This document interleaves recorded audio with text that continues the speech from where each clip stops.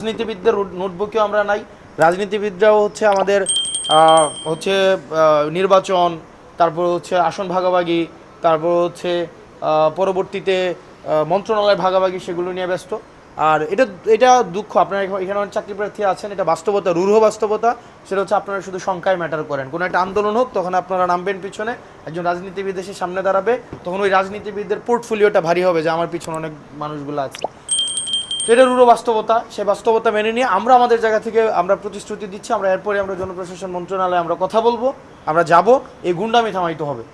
আমরা আসলে আমাদেরকে যদি ওই লাল ফিতার দৌরত্ব, লেজুর ভিত্তিক দৌরত্ব, এবং আমাদেরকে যদি বলে, আমরা চিন্তা করেন কি পরিমাণ মানে সনাতনী চিন্তা ভাবনা সম্পন্ন, পশ্চাৎপদ চিন্তা, মধ্যযুগীয় চিন্তা ভাবনা সম্পন্ন 201 নম্বর রুম থেকে 202 নম্বর রুমে তারা চিঠি পাঠায়, এবং এই চিঠিটা প্রথমে যায় হচ্ছে আপনার জিপিইউতে যায়।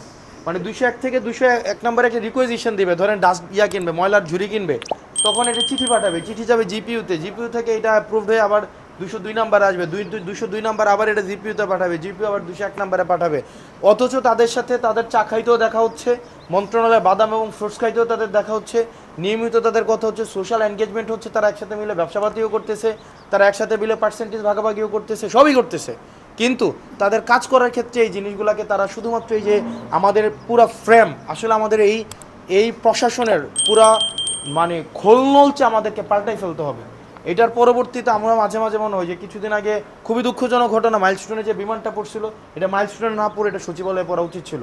এবং এই সচিবালয় থেকে যতদিন না পর্যন্ত আসলে আমাদের এটার যে পরিমাণ, এখানে সবচেয়ে বড় মানে গুন্ডামি, সবচেয়ে বড় স্বৈরতন্ত্র, সবচেয়ে বেশি হচ্ছে যারা যারা আমাদেরকে মানুষ মনে করে না, যারা এই এই এই আমরা আরও, তবে এটাও আমাদের আশার বিষয়, সচিবালয়ের মধ্যে কিছু আমলা রয়েছে যারা অনেক বেশি স্মার্ট, আধুনিক, যারা চায় যে যারা পরিবর্তন আনতে, কিন্তু পশ্চাৎপদে কিছু অফিসার রয়েছে, আমলা রয়েছে, যারা মনে হয় যে তারা ইভেন আমি দেখি একজন সচিব বলছেন উনি ফোন ইউজ করেন না, উনি বাটন ফোন ইউজ করেন। আপনি চিন্তা করেন, মানে এই যুগে এসে মানে একটা মানুষ বাটন ফোন ইউজ করেন, এটাকে আসলে এন্টারটেইন করার কোনো বিষয় না, এটা অযোগ্যতা হিসেবে আমাদেরকে বিবেচনা করতে হবে। তো এই যুগের চাহিদার সাপেক্ষেই আমাদের এই বিষয়গুলো সংশোধন করতে হবে, নাম্বার প্রকাশ করতে হবে, আমাদের 44-এর বিষয়টা সলভ করতে হবে। আমরা জোর দাবি দিয়েছি পুনর্মূল্যায়নের আগে যেন এই যে উনাদের এই 5 মাসের ফাইজলামি, এটাকে ফাইজলামি, উনাদের কাছে মনে হচ্ছে শুনে এটা রুটিন ওয়ার্ক করতেছে, কিন্তু এটার সাথে অন্তত 500 ফ্যামিলির জীবন জীবিকা, 500টা ছেলের অন্তত গত 6-7 বছরের স্বপ্ন, গত 20টা বছরের তাদের স্বপ্ন জড়িত, তাদের কাছে এগুলোর কোনো মূল্য নাই। এটার সুরাহা হইতে হবে, নাম্বার 1। নাম্বার 2 হচ্ছে আমাদের যে বিষয়গুলো আপনার মিরাজ ইতিমধ্যেই স্পষ্ট করেছে, আমাদের বিধি সংশোধন করার বিষয়, ভাইবার নাম্বার, ভাইবা যেন চেহারা দেখে না হয়, ভাইবা যেন কোনো ধরনের রাজনৈতিক বিবেচনায় যেন ভাইবাটা না হয়।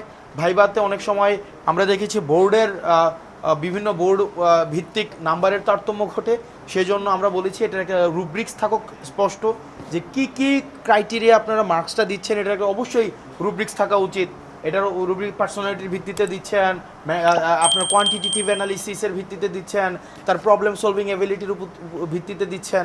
তো স্যাররা খুব, আমরা দেখলাম এটা নিয়ে ওনারাও ভাবছেন, ওনারা সিবিআই ফরম্যাট একটা ইন্ট্রোডিউস করতে পারেন খুব সম্ভবত sometime very soon, maybe from আপনার 50তম থেকে, তাই না, 50তম থেকে ওনারা বলেছেন। আমরা পিএসসিকে আমরা হচ্ছে আন্তরিক পেয়েছি অনেক বেশি, তারা চেষ্টা করছে সংস্কার করার, আর ক্যালেন্ডার ইয়ারে বিসিএস শেষ করার বিষয়টি এসছে, এই বিষয়গুলো নিয়েও আমরা দেখেছি পিএসসি আপনার অনেক উদার, কিন্তু দিন শেষে সমস্যা হচ্ছে আপনার এই যে সচিবালয়।